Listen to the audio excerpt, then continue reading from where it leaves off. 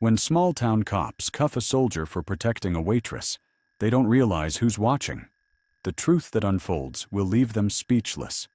The sun hung low over Ashwood, New Mexico, painting Mesquite Drive in shades of gold and shadow. The Juniper Bloom Diner, a weathered relic with its chipped paint and buzzing neon sign, stood like a sentinel at the corner, its windows glowing with the promise of comfort food and small-town gossip. Inside, the air was thick with the scent of sizzling bacon and fresh coffee, the kind that clung to your clothes and reminded you of simpler times. I sat in a booth by the window, my gray hoodie blending into the faded red vinyl, my hands resting on the checkered tablecloth. At 34, I didn't look like much to the casual observer, just another woman grabbing a bite, maybe a tired office worker or a mom running errands. The scar above my left eyebrow, faint but jagged, told a different story, one forged in sand and sweat. I'm Marissa Delgado, Staff Sergeant, U.S. Army, fresh off my 3rd deployment. But here, in my hometown, I was just Marissa, trying to savor a moment of normalcy. I'd come to the diner for the chicken fried steak, a dish I'd dreamed about during long nights at Fort Huachuca, where I'd spent months analyzing intel under the Arizona sun.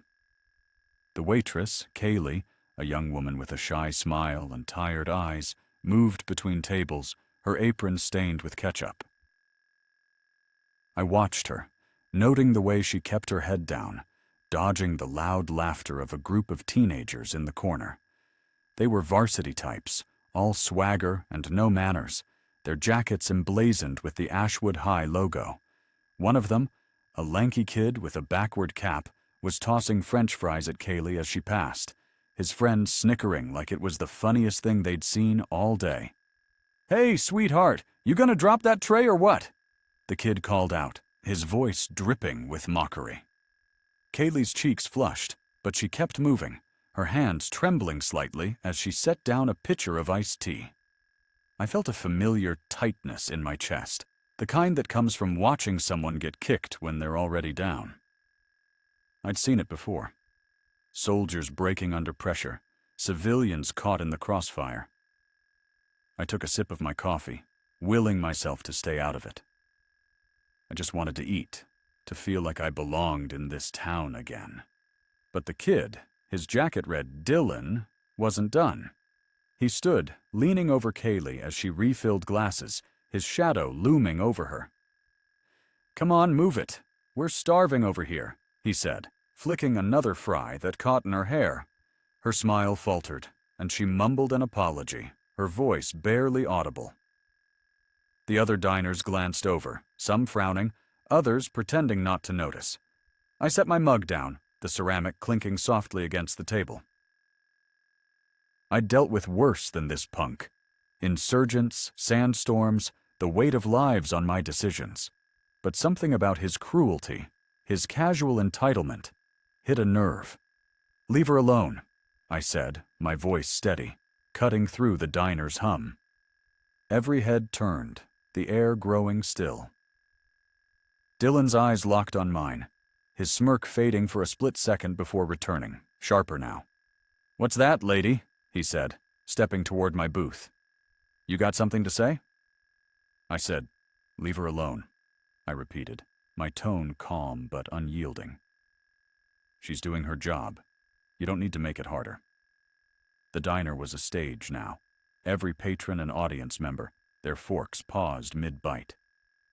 Kaylee froze, clutching her tray like a shield, her eyes darting between me and Dylan. His friends laughed, egging him on, but there was a tension in their voices, like they weren't sure how far this would go. Dylan leaned closer, his breath smelling of soda and bravado. "Mind your own business, Grandma. Go back to your coffee." Grandma. At 34, with a scar from a shrapnel blast and a body honed by years of drills, I almost laughed. Almost. Instead, I stood, slow and deliberate, my 5'6" frame somehow filling the space. "Last chance, kid," I said, my voice low, the kind I'd use to quiet recruits in basic training. "Sit down." Dylan's smirk wavered, but he doubled down, glancing at his friends for support. "You think you're tough?" he said, and reached out, his hand aiming for my shoulder, a shove to prove his point. My training kicked in before my brain caught up. I caught his wrist, my grip firm but not cruel, holding him there like a child caught stealing. His eyes widened, pain flashing across his face, though I hadn't twisted or squeezed. "Don't," I said, my voice a warning shot across the bow. The diner went silent, the only sound the faint sizzle from the kitchen. Dylan yanked his arm back, his face red with embarrassment, and retreated to his table, muttering curses under his breath. His friends followed, their laughter gone, replaced by awkward glances. I sat back down, my heart steady, though I could feel the weight of every stare. Kaylee mouthed a "thank you" before slipping into the kitchen, her shoulders a little straighter. I thought it was over. I was wrong. The door jingled, and 2 police officers stepped inside, Travis Hensley and Corey Ballard, their uniforms starched, their faces carrying the smug confidence of men who owned this town. They scanned the room, their eyes lingering on me before moving to the cashier. I didn't pay them much mind, not until Hensley approached my booth, his hand resting on his belt, fingers brushing his holster. "Ma'am," he said, his voice clipped, "we need you to step outside." I raised an eyebrow, setting my mug down. "Excuse me?" "You assaulted a minor," Hensley said, nodding toward Dylan, who was now smirking from his table, his confidence restored. "We got witnesses. Let's go." I felt the air shift, the diner's eyes boring into me. I'd faced worse odds, but the injustice stung like a slap. "I didn't assault anyone," I said, keeping my voice even. "He was harassing the waitress. I stopped him. That's all." Hensley's eyes narrowed, his jaw tight. "That's not what he says. And I know his dad's on the town council. You? I don't know you. So, move." I could have argued, could have told them I was Staff Sergeant Marissa Delgado, 10 years in the Army, decorated for valor in places they'd never see. But I knew how this worked. Small towns, big egos. I'd been through too many battles to waste energy on a losing one. "All right," I said, standing, my hands visible, my posture calm. "Let's go." Hensley grabbed my arm, his grip tighter than it needed to be, and marched me toward the door. Ballard followed, his hand on his cuffs, his eyes daring me to resist. As we passed Dylan's table, he gave me a mocking wave, his grin wide enough to show his teeth. I didn't react, but inside, the fire burned hotter. I'd spent my life protecting people, analyzing threats, keeping my cool under fire. And now, for standing up for what was right, I was being treated like a criminal. Outside, the evening air was cool, the streetlights flickering to life. Hensley spun me around, pulling out his cuffs. "Hands behind your back," he ordered, his voice hard. "Is this necessary?" I asked, my tone steady, though I could feel the metal's cold bite already. "You don't get to ask questions," Ballard snapped, stepping closer, his hand twitching toward his taser. "You're lucky we don't light you up for resisting." The diner's windows were filled with faces now, watching my humiliation. Kaylee stood near the door, her hands clasped, her eyes wide with guilt. I gave her a small nod, a silent reassurance. Before turning back to the officers, Hensley snapped the cuffs on, the metal biting into my wrists, and they led me to their cruiser. I kept my head high, my steps measured. But inside, I was calculating. I wasn't just Marissa from Ashwood. I was a soldier, a wife, married to Brigadier General Nathan Hargrove. But I didn't say it. I didn't need to. Not yet. You won't believe who stood up for me when the world turned its back. This is just the start. Things are about to get intense. The Ashwood police station smelled of stale coffee and despair, its fluorescent lights casting a sickly glow over the chipped linoleum floors. I sat in a holding room, my hands still cuffed, the metal digging into my wrists like a reminder of every unfair fight I'd ever faced. The room was small, bare, with a single metal table bolted to the floor and a flickering bulb overhead that buzzed like a trapped fly. I'd been in worse places, dusty outposts in Iraq, interrogation rooms in Afghanistan. But this felt different. This was my home, the town I'd grown up in. And yet here I was, treated like an outsider for doing what was right. The door creaked open, and Officer Hensley stepped in, followed by a man in a cheap suit, Detective Lyle Carver, his badge read.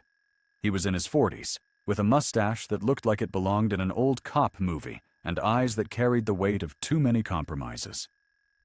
He dropped a manila folder on the table, the sound sharp in the quiet room, and sat across from me, his chair scraping against the floor. "Marissa Delgado," he said, flipping open the folder, his voice flat. "No priors, no record. Says you're from Ashwood, that right?" "Yes," I said, meeting his gaze, my posture straight despite the cuffs. I'd learned long ago to keep my composure, no matter the odds. Carver leaned back, crossing his arms, his mustache twitching.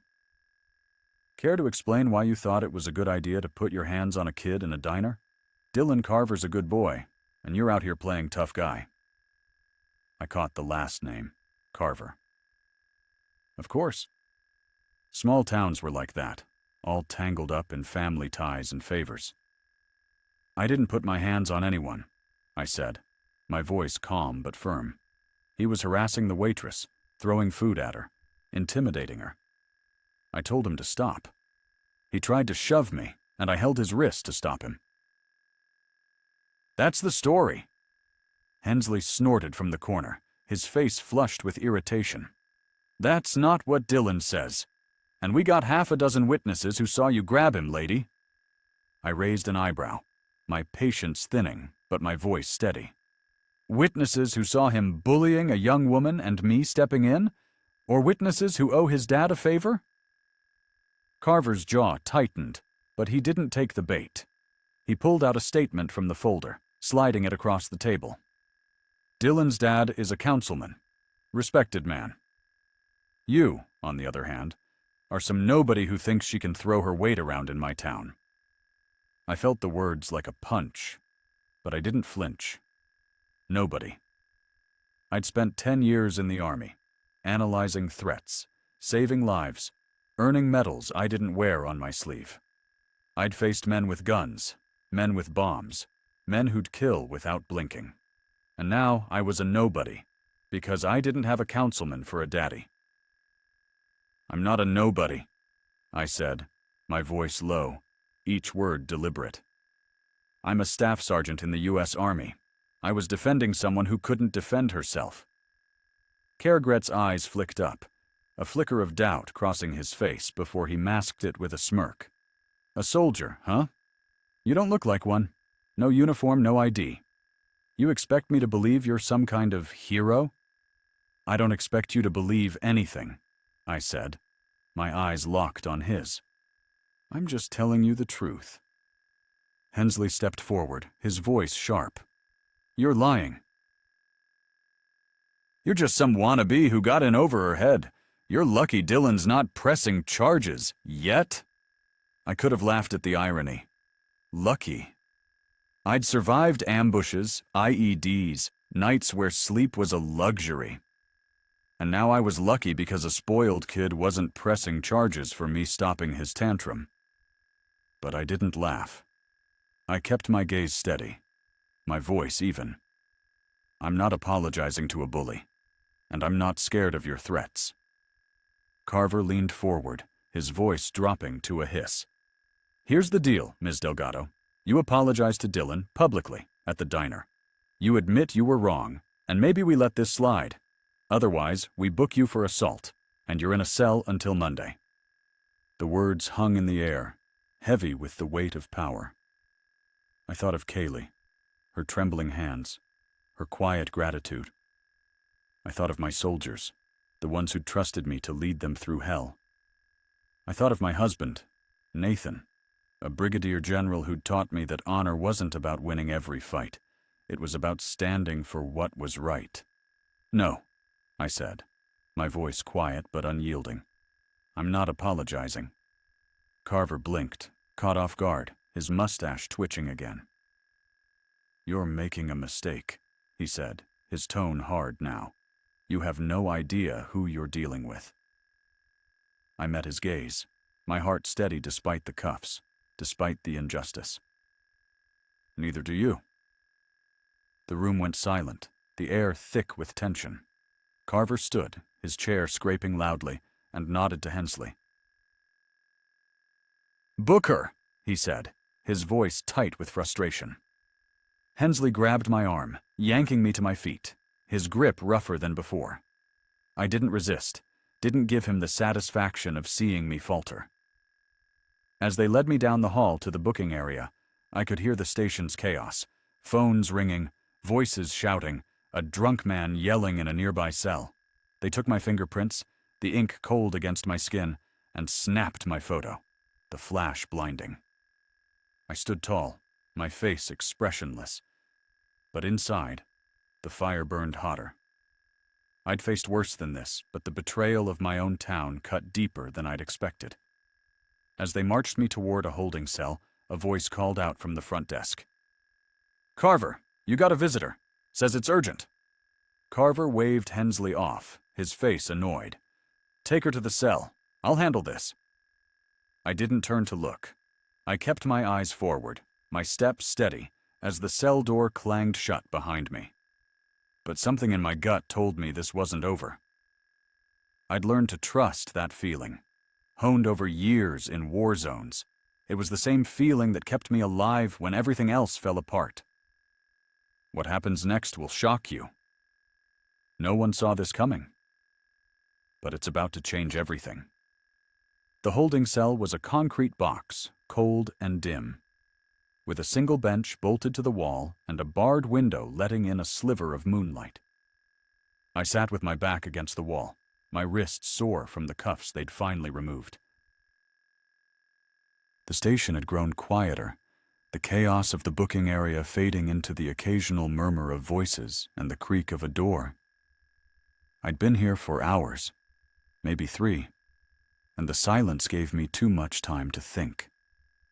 I wasn't afraid. Not of the cell. Not of the charges. I'd faced worse in places where the stakes were life and death. But the injustice, the sheer unfairness of it, gnawed at me like a splinter under the skin. I'd spent my life serving, protecting, and now I was locked up for standing up to a bully in my own hometown. I closed my eyes, picturing Nathan, my husband. Brigadier General Nathan Hargrove, a man whose quiet strength had anchored me through every deployment. I hadn't called him yet, hadn't wanted to pull that card. I'd handled worse on my own. Interrogations, ambushes, the weight of command. But as I sat there, the cold concrete seeping through my hoodie, I wondered if this was one fight I couldn't win alone. The station's front desk was a different world, one I couldn't see but could imagine. Nathan stood there, his presence like a storm rolling in, calm but undeniable. He was in his late 40s, his gray hair cropped close, his civilian clothes, a polo shirt and slacks, doing nothing to hide the authority in his broad shoulders and sharp eyes. He faced Detective Carver, who was trying to keep his cool, his mustache twitching with every word. "I'm here for my wife," Nathan said, his voice low, each word carrying the weight of a man who'd commanded thousands. "Marissa Delgado. Where is she?" Carver hesitated, his eyes flicking to the desk sergeant, who was suddenly very interested in his paperwork. "General Hargrove," Carver said, forcing a smile that didn't reach his eyes. "There's been a misunderstanding. Your wife was involved in an altercation." "She stopped a bully from harassing a waitress," Nathan cut in, his tone leaving no room for debate. "I've spoken to the diner's owner and 3 witnesses. They all say Marissa acted to protect someone. So why is she in a cell?" Carver's smile faded, his fingers tightening on the folder in his hand. "Sir, with all due respect, this is a civilian matter. We're handling it by the book." Nathan leaned forward, his hands on the desk, his voice dropping to a near whisper. "Then let me be clear, Detective.